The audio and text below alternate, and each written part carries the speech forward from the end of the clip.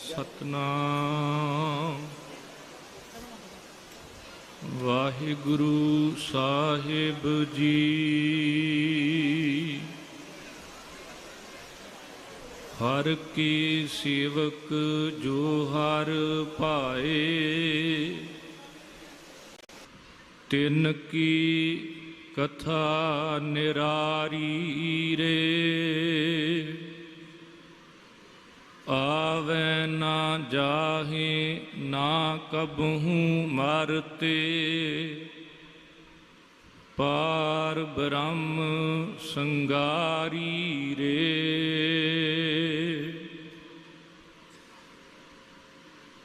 आवे ना जाहे ना कबहू मरते, पार ब्रह्म संगारी रे।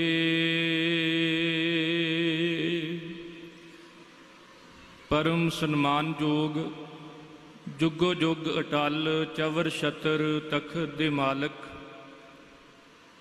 सरवरे कायनात वालिए कुल आलम पतत पावन भगत वशल, रबी ज्ञान दे सागर साहिब सतगुरु श्री गुरु ग्रंथ साहिब पातशाह जी दी पावन हजूरी अंदर सिख कौम दी महान शख्सियत, मनुखता दा दर्द वडाउण वाले, मसीहा बन के परोपकारी बन के विचरण वाली महान आत्मा सत्कारयोग भगत पूर्ण सिंह जी, जिन्हां दी 69वीं सालाना याद नूं समर्पित सत्कारयोग डॉक्टर इंद्रजीत कौर जी अते पिंगलवाड़े दे समूह स्टाफ वल्लों आप सारियां संगतां दे सहयोग सदका जो गुरमत समागम करवाया जा रहा है। दास तो पहला आप जी ने जिथे रब्बी बाणी दा कीर्तन सरवण कीता है, उत्थे इंसानियत नूं समर्पित कुछ महान शख्सियतां दा सन्मान इस संस्था वल्लों कीता गया। आओ कुछ समा गुरबाणी दी रोशनी विचों भगत जी का जो परोपकारी जीवन है, जिवें उन्हां ने मनुखता के दर्द नूं वंडाउंदियां अपना समुचा जीवन लवारस बच्चियां अते खास करके जिहड़े लूले लंगड़े जिन्हां नूं इन्नी सुध बुद्ध भी नहीं सी कि वो अपना मल मूत्र तक भी किसी नूं इशारा करके कह सकते होण, शरीरक क्रिया करन दे भी जिहड़े समर्थ नहीं सन, उन्हां बच्चियां नूं उन्हां रोगियां नूं उन्हां ने संभालिया। सब तो पहला दास जी ते अपनी हाजरी गुरु चरनां विच लवाओ, प्यार सहित अदब सहित सारे आखो जी वाहिगुरु जी का खालसा वाहिगुरु जी की फतेह। गुरबाणी अंदर सेवक बन के जीवन जिउण वालियां दी कोई परिभाषा है। प्रभु का जो सेवक है वो संसारी उतरा चढ़ा तो हरक सोग तो उस्तत निंदिया तो उपर उठ के बड़ी सहजमई अडोलता दे विच टिक के अपना जीवन सफल बनाउंदा है। सतगुरु जी दे बचन हन, सेवक सो हर आखिया जो हर राखै उर धार, मन तन सौंपै आगै धरै हौमै विचों मार। भगत पूर्ण सिंह जी जिन्हां दा जन्म 1904 नूं होया, 88 साल की कुल उम्र, क्योंकि जदों असी 1992 जिहड़ी ईसवी सन है उस वल झात मारदे हां, परमात्मा वल्लों उन्हां नूं सद्दा आया अपना जीवन सफला करके उजला मुख लैके वो संसार तो तुरे। दास ने उन्हां दी शख्सियत नूं सचखंड श्री हरमंदर साहब बिल्कुल नेड़ियों देखिया जदों 1991 तो लैके 93 तक दास साहिबजादा जुझार सिंह गुरमत मिशनी काल चौंता कलां विखे गुरमत की सिखलाई प्राप्त कर रहा सी। इन्हां दिनां दे दौरान जदों किते भी सचखंड श्री हरमंदर साहिब आउंदे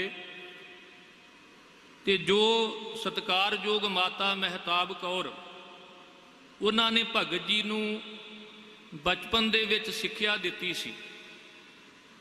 वो सिक्ख्या भावें कोई दुनियावी कहानियां सन, चाहे कोई इतिहासक मितिहासक गथावां सन, चाहे वो सतगुरु जी की पवित्र गुरबाणी का सिद्धांत सी। भगत जी नूं बचपन दे विच लोरियां दे रूप विच गुड़ती दे रूप विच बख्शिश होया और ऐसी माँ बारे गुरबाणी विच बचन आए ने, धन सो माता जिन जन जने, तिन धन जनेंदी माओ आए सफल से। जिक्र चल रहा सी रुख ते कुख नूं संभालण दा, वातावरण नूं हरिया भरिया रखण दा। सत्कारयोग माता महताब कौर ने जिथे बचपन विच पुरातन ग्रंथां दा हवाला दे के समझाया सी, पुत्र रुख लाउण दा बड़ा वड्डा पुण्य है।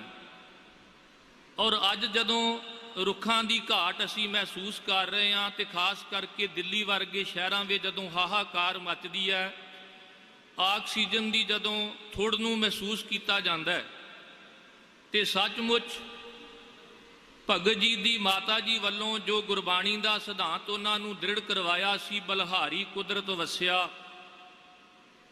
तथा परमेश्वर वालों इस सृष्टि नूं साज के सृष्टि दे विच निवास करना और जिहड़ी कुदरत है इस कुदरत नूं उस कादर दी अकाल पुरख वाहिगुरु दी आइडेंटिटी शनाखत वजों भी सतगुरां ने रूपमान किया। जिवें साडे सारियां दी कोई ना कोई आइडेंटिटी है, कोई ना कोई शनाखत है। नानक सच दातार शनाखत कुदरती, वो जिहड़ा सच्चा दातार है अकाल पुरख वाहिगुरु है, जे ओदी आइडेंटिटी जे ओदी पहचान जे ओदी शनाखत वेखनी होवे ते ओदी साजी हुई ये कुदरत, जिहदे विच पर्बत ने, जिहदे विच वगदे ठाठा मारदे दरिया ने, समुंदर ने, जिहदे विच कीड़ी तो लैके हाथी तक जीव ने, गरीब तो अमीर, प्रजा ते राजा ते हरे भरे ये दरखत, ये सारा उस अकाल पुरख वाहिगुरु जी की कुदरत का सुहपण है। ते माता जी का तरीका बड़ा वधिया सी। जिवें अज भी असी गुरु की बाणी नूं जदों पढ़दे हां ते लोकी तरबैणी का इशनान करन नूं बड़ा वड्डा पुन्न मनदे ने, पर गुरु की बाणी में जिक्र है कि जिहड़ा परमेश्वर की उस्तत नूं सुणदा है, जिहड़ा मालक दे गुणां नूं वडियाइयां नूं मन के अपने जीवन विच धारण करदा है, ते फिर बड़े प्यार सहित ये तीन वो नदियां ने जिथे जाके साडी आत्मा का इशनान होना है। सुनिया मन्निया मन कीता भाओ, अंतरगत तीर्थ मल नाओ। ते भगत पूर्ण सिंह होणां दी माता ने जदों उन्हां नूं रुख लाउण वल प्रेरित किया ते पिपल बोड़ ते निम ये तीन दरख्तां नूं वो तरबैणी किया करते सन, क्योंकि जदों भी संसार विच कोई परोपकार करना हुंदा है ना, तो उदों कोई ना कोई दृष्टांत दे के समझाउणा पैंदा है। जिवें सतगुरु जी ने इतिहासक मितिहासक संकेत हवाले जिहड़े ने गुरबाणी विच वरते ने। भाई गुरदास जी ने साडे घरां विच साडी रोज़मर्रा जिंदगी विच जो कुछ वापरदा है वो संकेत वरत के सानू गुरु अते परमेश्वर दे नाल जोड़िया। उन्हां दे असीं बचन पढ़दे हां, गुर सिੱਖੀ ਦਾ ਨਹਾਵਣਾ गुरमत लै दुरमत मल धोवै। गुर सिੱਖੀ ਦਾ इशनान है कि गुरु की मत का जल लैके अपने अंदर की जिहड़ी दुरमत है, भैड़ी मत है, जन्मां जन्मांतरां की जिहड़ी मैल है उन्होंने धो दईए। भगत पूर्ण सिंह होरां दी माता महताब कौर जी जिहड़े अक्सर उन्होंने ऐसे दृष्टांत दे के समझाया करते सन, जिवें भगत रू का दृष्टांत गुरु की बाणी विच भी आया, राम जपो जी ऐसे ऐसे ध्रू प्रहलाद जप्यो हर जैसे। ते जदों किते भी भगत पूर्ण सिंह जी भगत ध्रू जी बारे सुनते तो माता जी क्या करते सन कि उन्होंने परमात्मा के दर दे अर्दली बन के अपना जीवन सफला किया। ते भगत पूर्ण सिंह होना दी नज़र विच अकाल पुरख वाहेगुरु जी का साक्षात स्वरूप गुरबाणी इस जग में चानण, क्योंकि अज असी सारे धन गुरु ग्रंथ साहब जी की छत्र छाया हेठ इत्थे बैठे हाँ। ते सब तो वड्डे साडे मेहमान, सब तो वड्डे साडी अगवाई करने वाले धन गुरु ग्रंथ साहब महाराज जी ने, जिन्हां दा असीं ओट आसरा लै रहे हैं। उन्हां दी हजूरी दे विच आपां सारे सतगुरु जी की पवित्र जिहड़ी रूहानी चरण शरण है उहदा निघ असीं इत्थे आके माणदे हां। साक्षात रूप दे विच गुरबाणी अकाल पुरख वाहेगुरु का रूप है। ते भगत पूर्ण सिंह होना ने चाहे गुरुद्वारा डेरा साहब धन गुरु अर्जन देव महाराज जी का शहीदी स्थान ते चाहे सचखंड श्री हरमंदर साहब, गुरु दर ते उन्होंने अर्दली बन के अपना जीवन सफला किया, जो साडे सारिਆਂ ਲਈ एक प्रेरणा का स्रोत है कि उन्होंने 1924 तो लैके 1947 तक इन्ना लम्मा समा लाहौर की धरती ते रह के सेवा की, पर कदे उन्होंने वखरे तौर ते रहन वास्ते किसी कमरे की मंग नहीं सी कीती। जिथे उन्होंने जगह मिलती सी उस थां ते बैठ के वो रोगियां दी, बेसहारे लवारस लोगों की, ते खास करके जिहड़े शरीरक तौर ते बिल्कुल अपाज ने, मैं हैरान हुन्ना उन्हां दी जीवनी पढ़ के कि जदों कोई अपना खास असी हस्पताल दे विच मल मूत्र विच लिबड़िया वेखदे हां ते कई बार मूँह अगे रुमाल दे के असी बाहर आउंदे हां ते किसी नूं थोड़े बहुते पैसे दे के कहने हां कि साडे अपने खासम खास मरीज दी मल मूत्र दे कारण जो सफाई की लोड़ है तो तू वो सफाई कर, असी तैनूं पैसे दे देंगे। पर भगत पूर्ण सिंह जी उस छोटे जे बच्चे नूं जिहदी मल मूत्र की क्रिया की भी सेवा संभाल वो आप करते रहे तो उन्होंने अपना प्यारा मनते रहे, तो वह नाम भी उन्हें प्यारा सिंह रखिया। और पिंगलवाड़े की जिहड़ी बुनियाद सी वो समझ लवो उस लवारस बच्चे तो उन्होंने शुरू करके एक बहुत वड्डी संसार दे विच एक ऐसी रीत उन्होंने आरंभ कर दी कि जिन्होंने लोकी बिल्कुल अपने कोल नहीं सन रखना चाहते, अपने तो दूर करना चाहते सन। घर परिवार वाले भी जिन्होंने नहीं सन संभाल सकते, पर भगत पूर्ण सिंह जी उन्होंने अपने परिवार का अंग, परिवार के मैंबर ते अपना प्यारा भी लवड कह के उन्होंने प्यार दियां तंदां विच जदों तुसीं बीबी जी वालों लिखी हुई पुस्तक नूं पढ़ो तो सचमुच प्यार दियां तंदां साडियां केवल अपने तक, साडे अपने परिवार तक सीमित ने। पर जदों कोई इंसानियत नूं, कोई मनुखता नूं प्यार करदा है ना, मैं गुरु हरगोबिंद साहब जी का जीवन पढ़ रहा सां, उन्हां दी शरीरक हयाती विच बाबा अटल राय जी सके उन्हां दे पुत्र चढ़ाई करते हैं, पर सतगुरु जी की अख सज्जल नहीं हुंदी। पर जदों बाबा बुढ़ा साहब जी 125 साल की उम्र में चलाना कर गए तो गुरु हरगोबिंद साहब जी के नेत्रां तो वैरागमई हंझू बिना रोकिया आप मुहारे चल पे। तो भगत पूर्ण सिंह के जीवन की भी ये घटना है कि उन्होंने अपनी सत्कारयोग माता जी के बीमार पैण ते घर विच इन्नी गरीबी कि उन्हों का जदों असी बचपन पढ़ते हैं कि शिबू राम जी जिहड़े उन्होंने पिता जी सन शाहूकारा करते, ते दूसरे पासे मतरई माँ मतरिया भरा भगत जी नूं बड़ी ईरखा भरी दृष्टि नाल तकदे सन। घर विच शाहूकारा खत्म होने के कारण जदों काल पिया तो ऐसी गरीबी आ गई कि माता जी नूं लाहौर मिंट गुमरी आ खास इन्हां स्थानां ते जाके लोकां दे घरां दे बर्तन भी मांजने पे, माता जी बीमार भी पे, अकाल चलाना भी कर गए। पर भगत जी का जीवन पढ़ियो कहते असी रोए नहीं। पर जदों कोई जीती वर्गा लड़का जिहड़ा हथी उन्होंने संभालिया वो चलाना करदा है तो भगत जी दियां डाडां निकल जांदियां ने। असी अपने लई रोने आ पर वो दूजियां लई रोए ने। उन्हां दे मन विच गुरुद्वारा डेरा साहब लाहौर उत्थों दे मुख गुरु घर दे जिहड़े प्रबंधक सन ਗਿਆਨੀ अशर सिंह जी, ਗਿਆਨੀ तेजा सिंह जी, उन्हां नाल भगत जी का बड़ा प्यार सी। ਤੇ ਉਹਨਾਂ ਨੇ ਆਪਣੀ ਜੀਵਨੀ ਵਿੱਚ ਇਹ ਲਿਖਿਆ ਕਿ ਜਦੋਂ ਗਿਆਨੀ ਤੇਜਾ ਸਿੰਘ ਜੀ ਅਕਾਲ ਚਲਾਣਾ ਕਰਦੇ ਨੇ ਤੇ ਮੈਂ ਉੱਚੀ ਉੱਚੀ ਧਾਹਾਂ ਮਾਰ ਕੇ ਰੋਇਆ ਸਾਂ, ਪਰ ਮਾਂ ਦੇ ਚਲਾਣੇ ਤੇ ਉਸ ਦਿਨ ਨਹੀਂ ਰੋਇਆ, ਮੈਨੂੰ ਅਗਲੇ ਦਿਨ ਰੋਣ ਆਇਆ ਸੀ। ਇਹ ਆ ਜਦੋਂ ਆਪਣਿਆਂ ਤੋਂ ਉੱਪਰ ਉੱਠ ਕੇ ਦੂਜਿਆਂ ਦੇ ਦੁੱਖ ਨੂੰ ਕੋਈ ਅਨੁਭਵ ਕਰਦਾ ਹੈ।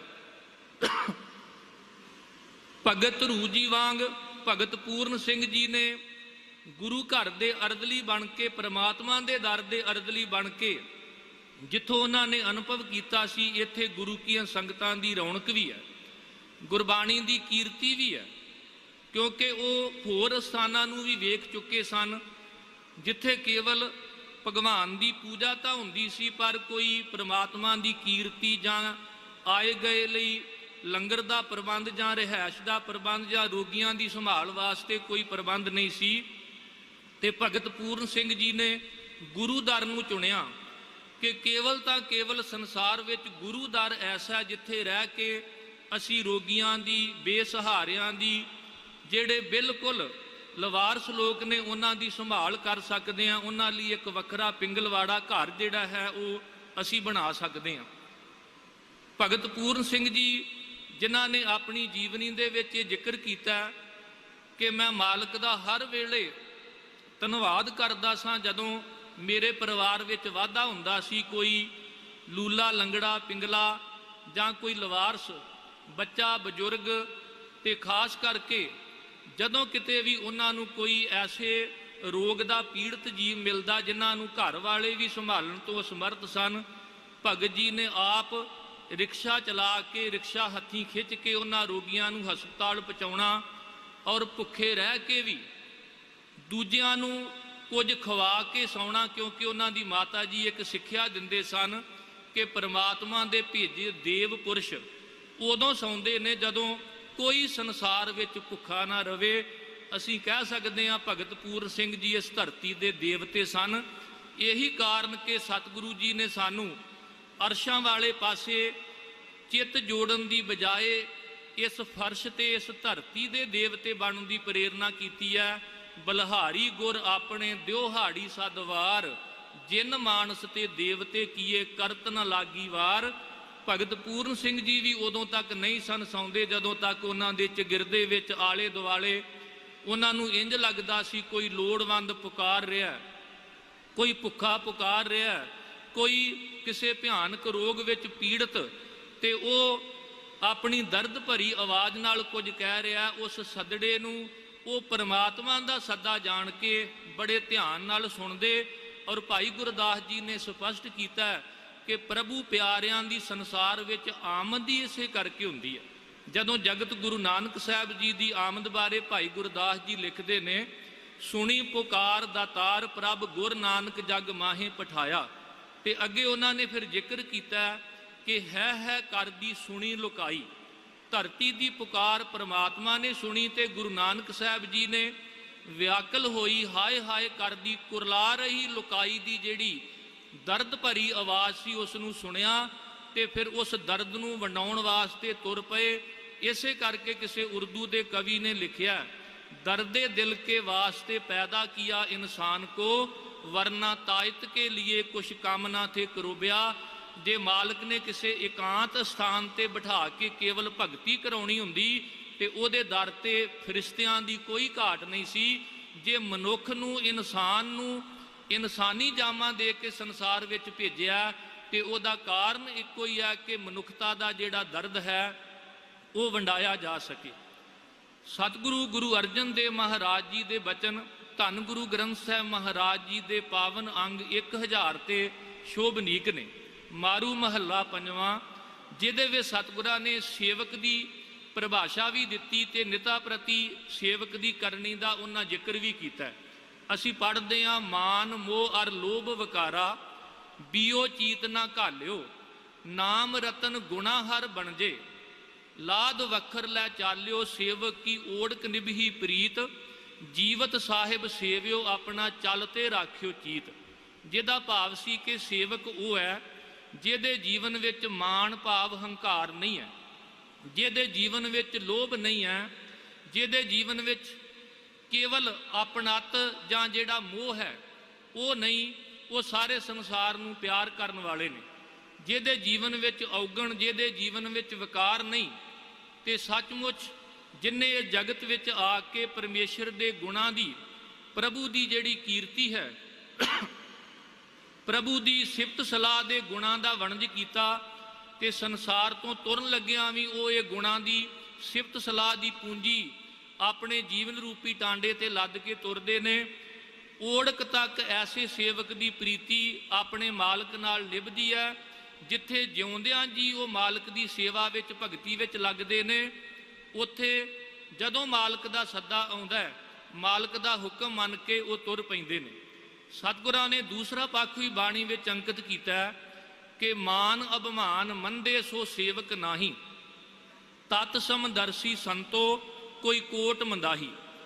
ਜਿਹੜਾ ਬੰਦਾ ਇਸ ਗੱਲ ਵਿੱਚ ਪਿਆ ਵੀ ਮੇਰਾ ਸਨਮਾਨ ਕਿੱਥੇ ਹੋਇਆ ਤੇ ਮੇਰਾ ਅਪਮਾਨ ਕਿੱਥੇ ਹੋਇਆ, ਮੇਰੀ ਕਿੱਥੇ ਸਿਫਤ ਸਲਾਹ ਕੀਤੀ ਗਈ ਆ ਤੇ ਕਿੱਥੇ ਮੈਨੂੰ ਨਿੰਦਿਆ ਗਿਆ, ਸਭ ਕਹਿੰਦੇ ਉਹ ਅਸਲ ਵਿੱਚ ਸੇਵਕ ਨਹੀਂ ਹੈ। ਸੇਵਕ ਦਾ ਜੀਵਨ ਜਿਹੜਾ ਹੈ ਉਹ ਦੁਨਿਆਵੀ ਹਰਖ ਸੋਗ ਤੋਂ, ਖੁਸ਼ੀ ਗਮੀ ਤੋਂ, ਉਸਤਤ ਨਿੰਦਿਆ ਤੋਂ ਬੜਾ ਉੱਪਰ ਹੈ।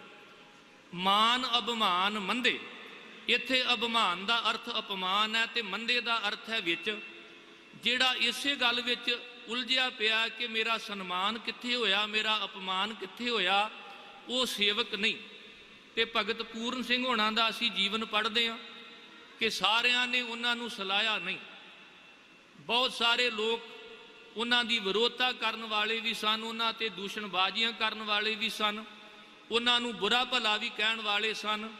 ਇੱਥੇ ਤੱਕ ਕਿ ਭਗਤ ਜੀ ਦੂਸਰਿਆਂ ਵਾਸਤੇ ਮੰਗਦੇ ਸਨ, ਪਰ ਕਈ ਵਾਰ ਉਹਨਾਂ ਨੂੰ ਇਹ ਵੀ ਸੁਣਨਾ ਪੈਂਦਾ ਕਿ ਤੁਸੀਂ ਸਰੀਰ ਕਰਕੇ ਬੜੇ ਰਿਸ਼ਟ ਪੁਸ਼ਟ ਹੋ ਤੇ ਮੰਗਣਾ ਜਿਹੜਾ ਹੈ ਇਹ ਛੱਡ ਦਿਓ। ਪਰ ਭਗਤ ਜੀ ਨੇ ਬਿਲਕੁਲ ਮਾਨ ਅਪਮਾਨ ਤੋਂ ਉੱਪਰ ਉੱਠ ਕੇ ਜੋ ਸੇਵਕ ਦੀ ਪਰਿਭਾਸ਼ਾ ਗੁਰਬਾਣੀ ਵਿੱਚ ਬਖਸ਼ਿਸ਼ ਕੀਤੀ ਹੈ, ਉਹਦੇ ਮੁਤਾਬਕ ਉਹ ਲੋੜਵੰਦਾਂ ਦੀ, ਦੂਸਰਿਆਂ ਦੀ ਸੇਵਾ ਨੂੰ ਸਮਰਪਿਤ ਹੋਏ। ਔਰ ਸਾਹਿਬ ਨੇ ਜਿਹੜੇ ਅੱਗੇ ਬਚਨ ਕਹੇ ਨੇ, ਤਤ ਸਮਦਰਸੀ ਸੰਤੋ ਕੋਈ ਕੋਟ ਮੰਦਾਹੀ। ਕਰੋੜਾਂ ਵਿੱਚੋਂ ਇਹ ਸੰਤ ਜਨੋ, ਤਤ ਸਮਦਰਸੀ ਦਾ ਅਰਥ ਹੁੰਦਾ, ਤਤ ਕਹਿੰਦੇ ਨੇ ਮੂਲ ਨੂੰ, ਤੇ ਸਮਦਰਸੀ ਦਾ ਅਰਥ ਹੈ ਜਿਹੜਾ ਸਾਰੇ ਸੰਸਾਰ ਵਿੱਚ ਸਮ ਦ੍ਰਿਸ਼ਟੀ ਨਾਲ ਇੱਕੋ ਪਰਮਾਤਮਾ ਨੂੰ ਵੇਖਦਾ। ਔਰ ਇਹ ਕਮਾਲ ਦੀ ਗੱਲ ਹੈ ਕਿ ਭਗਤ ਪੂਰਨ ਸਿੰਘ ਦੇ ਸੰਪਰਕ ਵਿੱਚ ਭਾਵੇਂ ਕੋਈ ਮੁਸਲਮਾਨ ਆਇਆ, ਉਹਨੂੰ ਵੀ ਗੱਲ ਨਾਲ ਲਾਇਆ, ਚਾਹੇ ਕੋਈ ਹਿੰਦੂ ਆਇਆ, ਉਹਨਾਂ ਨੇ ਉਹਨਾਂ ਨੂੰ ਵੀ ਗੱਲ ਨਾਲ ਲਾਇਆ ਤੇ ਸੇਵਾ ਸੰਭਾਲ ਵਾਸਤੇ ਪ੍ਰੇਰਿਤ ਕੀਤਾ। ਜਿੱਥੇ ਉਹ ਸਿੱਖੀ ਤੋਂ ਪ੍ਰਭਾਵਿਤ ਸਨ, ਜਦੋਂ ਆਪਣੇ ਖੰਨੇ ਦੇ ਨੇੜੇ ਪਿੰਡ ਰਾਜੇਵਾਲ ਤੋਂ ਸ਼ਹੀਦੀ ਜੋੜ ਮੇਲੇ ਸਮੇਂ ਉਹ ਫਤਿਹਗੜ੍ਹ ਸਾਹਿਬ ਦੀ ਧਰਤੀ ਤੇ ਜਾਂਦੇ ਨੇ, ਤੇ ਮਹਾਰਾਜਾ ਭੁਪਿੰਦਰ ਸਿੰਘ ਤੇ ਉਹਨਾਂ ਦੇ ਜਿਹੜੇ ਅੰਗ ਰੱਖਿਅਕ, ਉਹਨਾਂ ਦੇ ਸੋਹਣੇ ਦਾੜੇ ਤੇ ਸੋਹਣੀਆਂ ਦਸਤਾਰਾਂ ਵੇਖ ਕੇ ਜਦੋਂ ਉਹ ਬੜੀ ਨਿਮਰਤਾ ਨਾਲ ਆ ਕੇ ਗੁਰੂ ਕੀ ਸੰਗਤ ਵਿੱਚ ਬੈਠੇ, ਤੇ ਭਗਤ ਪੂਰਨ ਸਿੰਘ ਜੀ ਉਹਨਾਂ ਵੱਲ ਵੇਖ ਰਹੇ ਸਨ ਕਿ ਗੁਰਬਾਣੀ ਵਿੱਚ ਜਿਹੜੇ ਬਚਨ ਲਿਖੇ ਨੇ, ਸੇਈ ਸੁੰਦਰ ਸੋਹਣੇ ਸਾਧ ਸੰਗ ਜਿਨ ਬਹਿਣੇ, ਜਿਨ੍ਹਾਂ ਨੂੰ ਗੁਰੂ ਕੀ ਸੰਗਤ ਵਿੱਚ ਬੈਠਣਾ ਆ ਗਿਆ, ਜਿਨ੍ਹਾਂ ਨੂੰ ਪ੍ਰਮਾਤਮਾ ਦੀ ਕੀਰਤੀ ਕਰਨੀ ਆ ਗਈ, ਉਹ ਸੁੰਦਰ ਸੋਹਣੇ ਜੀਵਨ ਵਾਲੇ ਨੇ। ਤੇ ਭਗਤ ਪੂਰਨ ਸਿੰਘ ਜੀ ਐਸੇ ਆਕਰਸ਼ਿਤ ਹੋਏ ਕਿ ਉਸ ਵੇਲੇ ਭਾਵੇਂ ਉਹਨਾਂ ਦੇ ਜੀਵਨ ਵਿੱਚ ਹਿੰਦੂ ਸੰਸਕਾਰ ਸਨ, ਰਾਮ ਜੀ ਦਾਸ ਉਹਨਾਂ ਦਾ ਨਾਮ ਸੀ, ਪਰ ਆਪਣੀ ਮਾਤਾ ਨੂੰ ਆ ਕੇ ਕਹਿਣ ਲੱਗੇ, ਮੇਰਾ ਚਿੱਤ ਕਰਦਾ ਮੈਂ ਸਿੱਖੀ ਸਰੂਪ ਧਾਰਨ ਕਰਕੇ ਸਿਰ ਤੇ ਸੋਹਣੀ ਦਸਤਾਰ ਸਜਾਵਾਂ।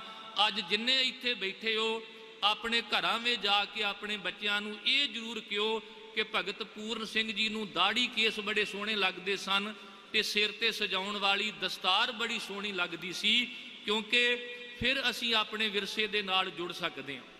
ਉਹ ਸਾਰੇ ਧਰਮਾਂ ਦਾ ਸਤਿਕਾਰ ਕਰਦੇ ਸਨ, ਇਨਸਾਨੀਅਤ ਦਾ ਸਤਿਕਾਰ ਕਰਦੇ ਸਨ, ਕਿਉਂਕਿ ਗੁਰੂ ਕੀ ਬਾਣੀ ਦਾ ਉਪਦੇਸ਼ ਹੈ, ਸਭ ਮੈਂ ਜੋਤ ਜੋਤ ਹੈ ਸੋਏ।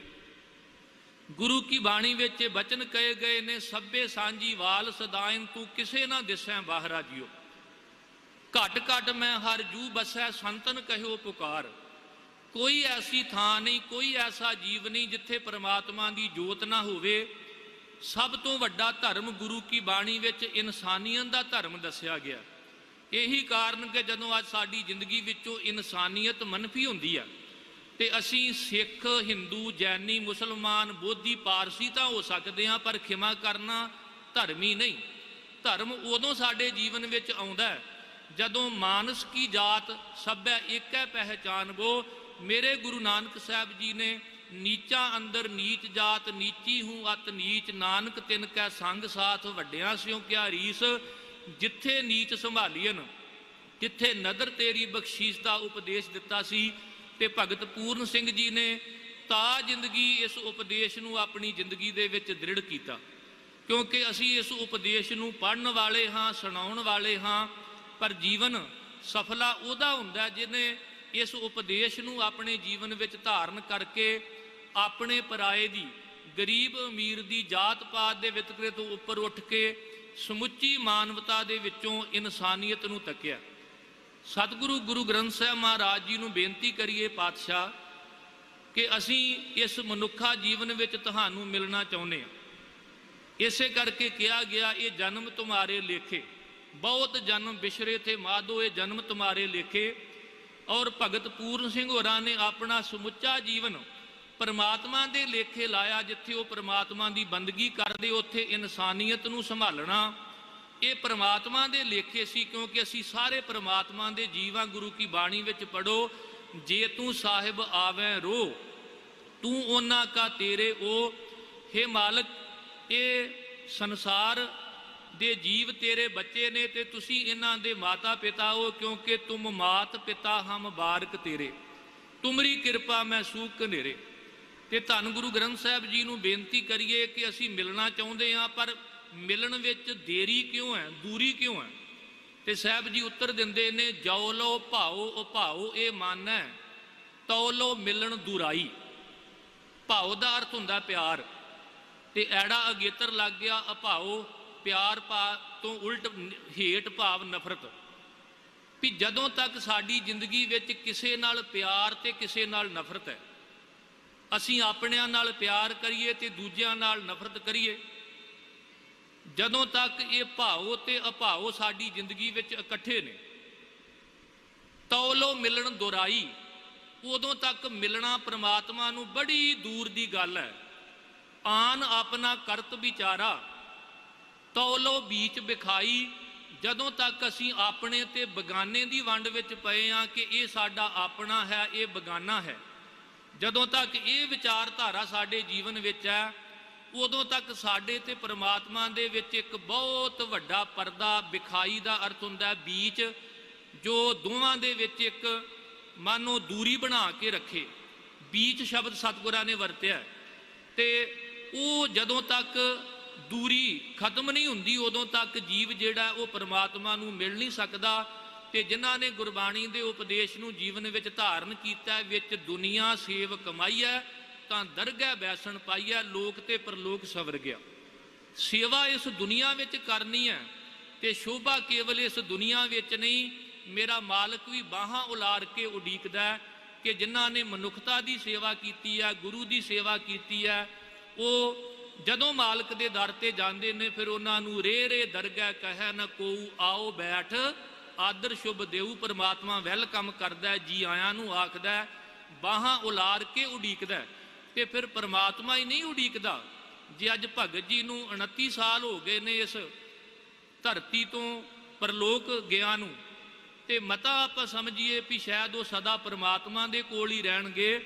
ਧਰਤੀ ਮਾਂ ਵੀ ਬਾਹਾਂ ਉਲਾਰ ਕੇ ਐਸੇ ਬੱਚਿਆਂ ਨੂੰ ਉਡੀਕਦੀ ਹੈ ਜਿਹੜੇ ਇਨਸਾਨੀਅਤ ਨੂੰ ਸਮਰਪਿਤ ਹੋ ਕੇ ਆਪਣਾ ਜੀਵਨ ਜਿਹੜਾ ਹੈ ਉਹ ਬਤੀਤ ਕਰਦੇ ਨੇ। ਭਗਤ ਪੂਰਨ ਸਿੰਘ ਹੋਣਾ ਨੇ ਹਰ ਤਰ੍ਹਾਂ ਦੀ ਜਿਹੜੀ ਸੇਵਾ ਉਹ ਉਹਨਾਂ ਨੇ ਆਪਣੀ ਜ਼ਿੰਦਗੀ ਦੇ ਵਿੱਚ ਅਪਣਾਈ, ਕਿਉਂਕਿ ਗੁਰੂ ਕੀ ਬਾਣੀ ਵਿੱਚ ਜਦੋਂ ਅਸੀਂ ਸੇਵਾ ਦਾ ਕਨਸੈਪਟ ਪੜ੍ਹਦੇ, ਮੈਂ ਬੇਨਤੀ ਕਰਾਂ ਕਿ ਜਿੱਥੇ ਪਰਮਾਤਮਾ ਦੀ ਬੰਦਗੀ ਲਈ ਸੇਵਾ ਸ਼ਬਦ ਆਉਂਦਾ ਹੈ, ਉੱਥੇ ਸਤਿਗੁਰੂ ਜੀ ਨੇ ਪ੍ਰੇਰਨਾ ਕੀਤੀ ਹੈ, ਹਰ ਕੀ ਤੁਮ ਸੇਵਾ ਕਰੋ ਦੂਜੀ ਸੇਵਾ ਕਰੋ ਕੋਏ, ਦੂਜੀ ਸੇਵਾ ਕਰੋ ਨਾ ਕੋਏ ਜੀ।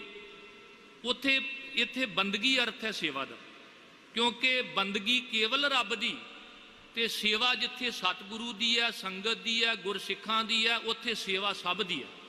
ਇਹ ਚੇਤਾ ਰੱਖਣਾ ਹੈ ਕਿ ਜਦੋਂ ਰੱਬ ਦੀ ਬੰਦਗੀ ਤੋਂ ਬਿਨਾਂ ਅਸੀਂ ਕਿਸੇ ਹੋਰ ਦੀ ਬੰਦਗੀ ਕਰਾਂਗੇ, ਉੱਥੇ ਸਤਿਗੁਰੂ ਜੀ ਨੇ ਸਾਨੂੰ ਝਿੜਕਿਆ, ਸੇਵ ਕਰਤ ਜਨ ਜਨ ਕੀ। ਉਵੇਂ ਜਨ ਜਨ ਕੀ ਸੇਵਾ ਕਰਨੀ ਹੈ ਹੱਥੀਂ, लंगर वे सेवा करदियां, जोड़े घर वे सेवा करदियां ये नहीं वेखना भी ये साडा सिख भरा है जां कोई ये गैर सिख है।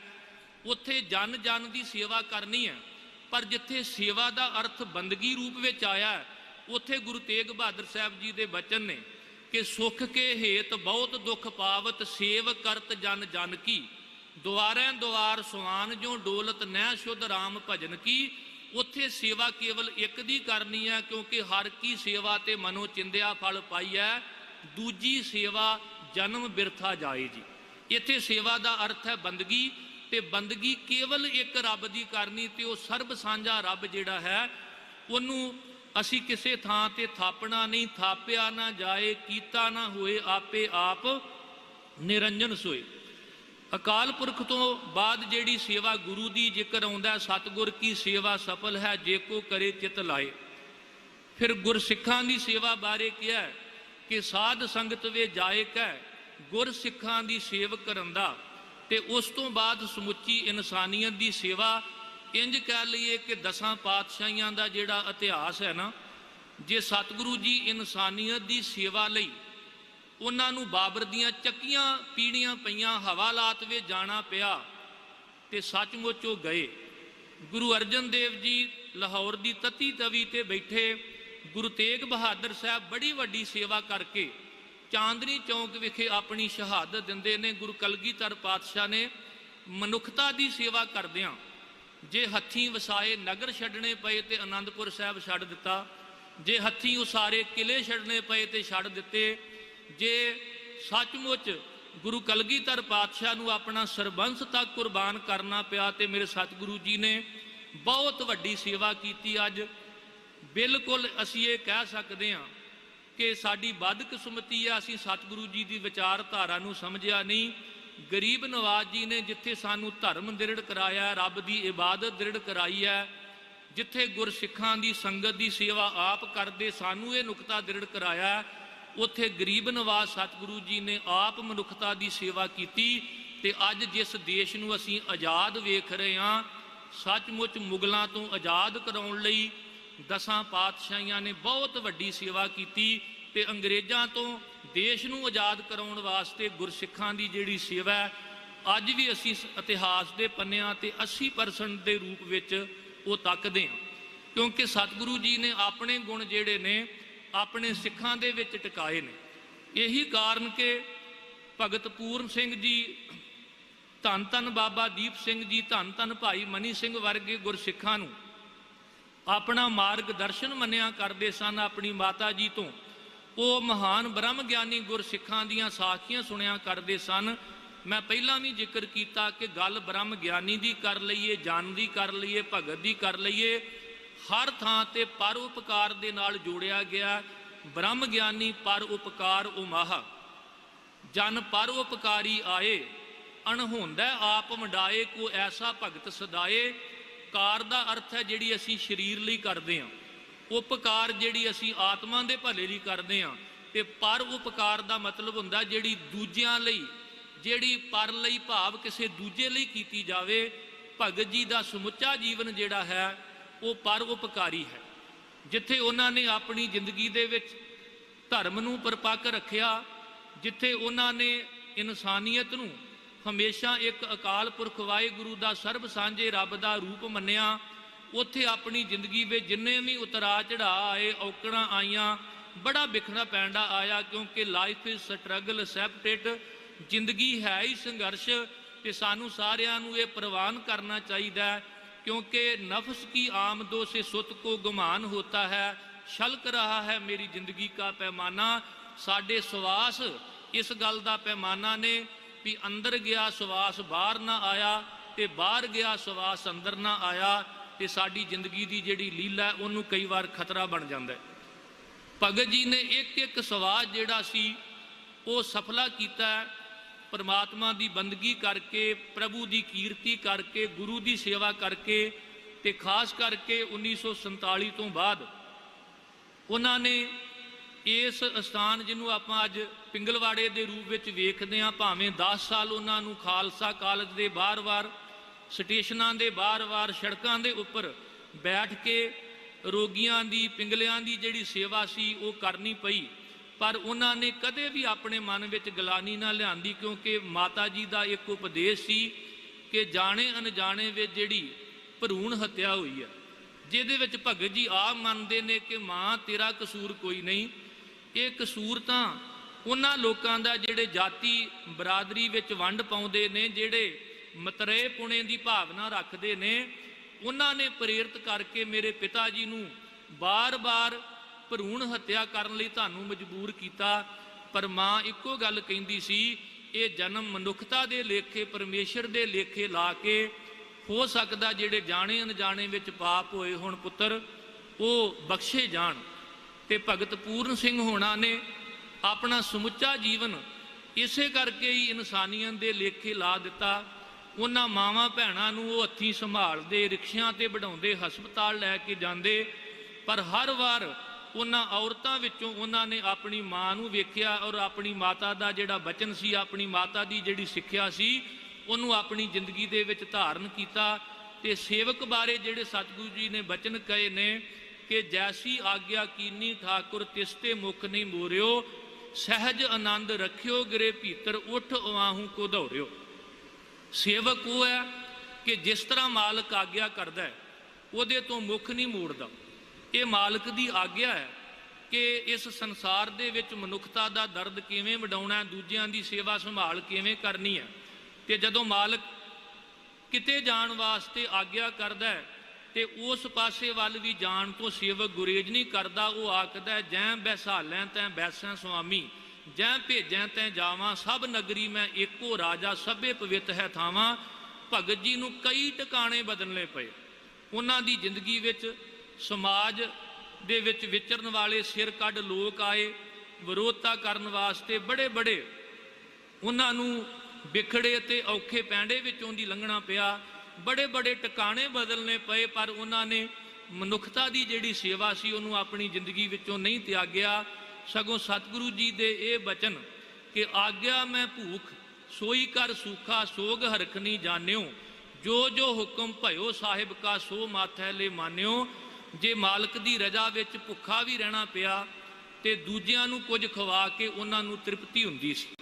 ਉਹਨਾਂ ਨੂੰ ਇੰਜ ਲੱਗਦਾ ਸੀ ਜਿਹੜੀਆਂ ਕਹਾਣੀਆਂ ਮੇਰੀ ਮਾਤਾ ਨੇ ਸੁਣਾਈਆਂ ਨੇ ਉਹ ਅੱਜ ਮੈਂ ਆਪਣੇ ਜੀਵਨ ਵਿੱਚ ਐਸੇ ਗੁਣ ਧਾਰਨ ਕਰ ਲਏ ਨੇ ਕਿ ਉਹਨਾਂ ਨੂੰ ਉਹ ਸਭ ਕੁਝ ਇੱਕ ਤ੍ਰਿਪਤੀ ਵਜੋਂ, ਰਜੇਵੇਂ ਵਜੋਂ ਲੱਗਦਾ ਸੀ। ਜਦੋਂ ਉਹਨਾਂ ਦੀ ਜ਼ਿੰਦਗੀ ਵੇਖੀਏ, ਭਾਵੇਂ ਸਕੂਲੀ ਪੜ੍ਹਾਈ ਜਿਹੜੀ ਸੀ 10ਵੀਂ ਬਾਰ-ਬਾਰ ਉਹ ਯਤਨ ਕਰਨ ਦੇ ਵੀ ਪਾਸ ਨਾ ਕਰ ਸਕੇ, ਪਰ ਉਹਨਾਂ ਦਾ ਲਿਖਿਆ ਸਾਹਿਤ, ਉਹਨਾਂ ਦੇ ਲੈਕਚਰ ਜਦੋਂ ਸਕੂਲਾਂ ਕਾਲਜਾਂ ਵਿੱਚ ਲੋਕ ਸੁਣਦੇ ਤੇ ਵੱਡੀਆਂ ਵੱਡੀਆਂ ਡਿਗਰੀਆਂ ਵਾਲੇ ਵੀ ਸੁਣ ਕੇ ਦੰਗ ਰਹਿ ਜਾਂਦੇ, ਕਿਉਂਕਿ ਉਹਨਾਂ ਕੋਲ ਕੇਵਲ ਕਿਤਾਬੀ ਗਿਆਨ ਨਹੀਂ ਸੀ, ਅਨੁਭਵੀ ਗਿਆਨ ਸੀ।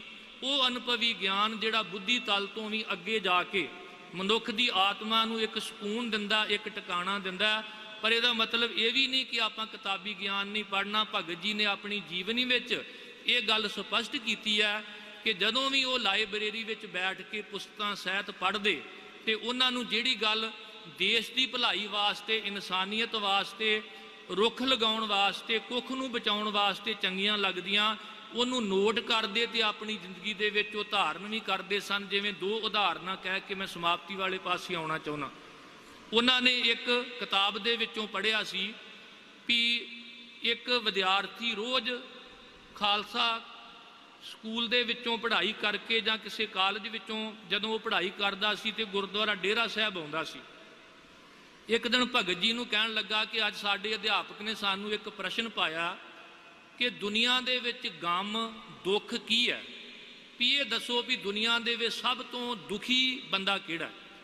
ਤੇ ਕਹਿਣ ਲੱਗੇ ਅਸੀਂ ਹੈਨਰੀ ਫੋਰਡ ਦਾ ਨਾਮ ਲਿਖ ਦਿੱਤਾ ਕਿ ਅਮਰੀਕਾ ਦਾ ਸਭ ਤੋਂ ਵੱਡਾ ਰਿਚ ਮੈਨ, ਅਮੀਰ ਬੰਦਾ ਜਿਹੜਾ ਉਹ ਦੁਖੀ ਹੈ, ਕਿਉਂਕਿ ਉਹਦੇ ਕੋਲ ਸਭ ਕੁਝ ਹੈ ਪਰ ਉਹਦੇ ਅੰਦਰ ਪਾਚਨ ਸ਼ਕਤੀ ਖਰਾਬ ਹੋਣ ਦੇ ਕਾਰਨ ਉਹ ਕੁਝ ਖਰਚ ਕਰਕੇ ਖਾ ਪੀ ਨਹੀਂ ਸਕਦਾ। ਵੀ ਦੁਨੀਆ ਦਾ ਸਭ ਤੋਂ ਦੁਖੀ ਉਹ ਅਮੀਰ ਬੰਦਾ ਹੈ ਜਿਹੜਾ ਹੈਨਰੀ ਫੋਰਡ ਆ। ਪਰ ਕਹਿੰਦੇ ਟੀਚਰ ਨੇ ਅੱਗੋਂ ਜਵਾਬ ਦਿੱਤਾ ਕਿ ਨਹੀਂ, ਜੇ ਇਸ ਤੋਂ ਵੀ ਵੱਧ ਕੋਈ ਗਮ, ਇਸ ਤੋਂ ਵੀ ਵੱਧ ਕੋਈ ਦੁੱਖ ਲੱਭਣਾ ਹੋਵੇ ਤੇ ਕਿਹੜਾ। ਤੇ ਭਗਤ ਜੀ ਕਹਿੰਦੇ ਉਸ ਬੱਚੇ ਦੇ ਅਧਿਆਪਕ ਨੇ ਕਿਹਾ ਸੀ ਕਿ ਇਸ ਤੋਂ ਵੱਡਾ ਗਮ, ਇਸ ਤੋਂ ਵੱਡਾ ਦੁੱਖ ਇਹ ਹੈ ਕਿ ਜਿਸ ਬੱਚੇ ਨੂੰ ਕੋਈ ਹਸਾਵੇ ਨਾ, ਜਿਸ ਬੱਚੇ ਨੂੰ ਕੋਈ ਖਿਡਾਵੇ ਨਾ। ਕਹਿੰਦੇ ਮੈਂ ਉਸ ਦਿਨ ਬੱਚਿਆਂ ਦਾ ਦੁੱਖ ਤੇ ਗਮ ਵੰਡਾਉਣ ਵਾਸਤੇ ਆਪਣੇ ਪੱਟਾਂ ਵਿੱਚ ਉਸ ਪੱਟਾਂ ਤੇ ਉਸ ਲੂਲੇ ਨੂੰ ਪਾ ਕੇ ਮਲ ਮੂਤਰ ਦੀ ਪਰਵਾਹ ਨਾ ਕਰਦਿਆਂ, ਜਿੱਥੇ ਸਾਹਿਤ ਲਿਖਣ ਦੇ ਵਿੱਚ ਬਹੁਤ ਵੱਡੀ ਸੇਵਾ ਕੀਤੀ, ਹੋਰ ਬੜੀਆਂ ਵੱਡੀਆਂ ਸੇਵਾਵਾਂ ਨਿਭਾਈਆਂ, ਕਹਿਣ ਲੱਗੇ ਉੱਥੇ ਮੈਂ ਇਹ ਵੇਖਿਆ ਕਿ ਸਭ ਤੋਂ ਵੱਡਾ ਗਮ ਤੇ ਦੁੱਖ ਇਹ ਦੂਰ ਕਰੋ ਕਿ ਜਿਹੜੇ ਬੱਚੇ ਨੂੰ ਕੋਈ ਸੰਭਾਲਣ ਵਾਲਾ ਜਾਂ ਹਸਾਉਣ ਵਾਲਾ ਜਾਂ ਖਿਡਾਉਣ ਵਾਲਾ ਨਹੀਂ। ਕਹਿੰਦੇ ਦੂਜੇ ਪਾਸੇ ਜਦੋਂ ਇਹ ਪੁੱਛਿਆ ਗਿਆ ਕਿ ਜੇ ਜ਼ਿੰਦਗੀ ਵਿੱਚ ਸਭ ਤੋਂ ਵੱਡੀ ਵਿਪਤਾ, ਸਭ ਤੋਂ ਵੱਡੀ ਔਕੜ, ਇੰਜ ਕਹਿ ਲਈਏ ਕਿ ਸਾਰੇ ਦੁੱਖਾਂ ਨੂੰ ਇੱਕ ਜਗ੍ਹਾ ਇਕੱਤਰ ਕਰਕੇ ਕਹੀਏ ਵੀ ਇਹ ਐਸ ਮਨੁੱਖ ਦੇ ਕੋਲ ਹੈ, ਤੇ ਆਪਾਂ ਕਹੀਏ ਵੀ ਉਹ ਮਨੁੱਖ ਸਭ ਤੋਂ ਵੱਡਾ ਦੁਖੀ ਹੈ।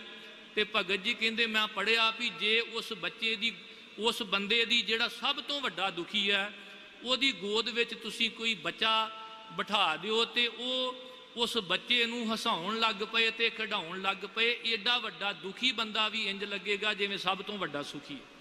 ਇਹ ਉਹਨਾਂ ਨੇ ਕਿਤਾਬਾਂ ਵਿੱਚੋਂ ਪੜ੍ਹਿਆ ਸੀ। ਕਈ ਵਾਰ ਆਪਾਂ ਕਹਿ ਦਿੰਦੇ ਕਿਤਾਬੀ ਗਿਆਨ ਜਿਹੜਾ ਨਾ, ਇਹ ਕੁਝ ਨਹੀਂ ਸਵਾਰਦਾ, ਨਹੀਂ, ਸਭ ਤੋਂ ਪਹਿਲਾਂ ਅੱਖਰੀ ਗਿਆਨ ਹੈ, ਤੇ ਅੱਖਰ ਪੜ੍ਹ ਕੇ ਹੀ ਬੰਦਾ ਆਲਮ ਬਣਦਾ ਹੈ, ਤੇ ਆਲਮ ਨੂੰ ਜਦੋਂ ਅਮਲ ਵਿੱਚ ਲਿਆਂਦਾ ਜਾਂਦਾ ਹੈ ਤੇ ਉਹਦੀ ਜ਼ਿੰਦਗੀ ਦੇ ਵਿੱਚ ਐਸਾ ਰੰਗ ਲੱਗ ਜਾਂਦਾ ਹੈ ਕਿ ਉਹਨਾਂ ਦੇ ਜੀਵਨ ਤੋਂ ਵੱਡੇ ਫਿਲਾਸਫਰ ਵੀ ਜਿਹੜੇ ਨੇ ਉਹ ਸੇਧ ਲੈ ਕੇ ਆਪਣਾ ਜੀਵਨ ਸਵਾਰਦੇ ਨੇ।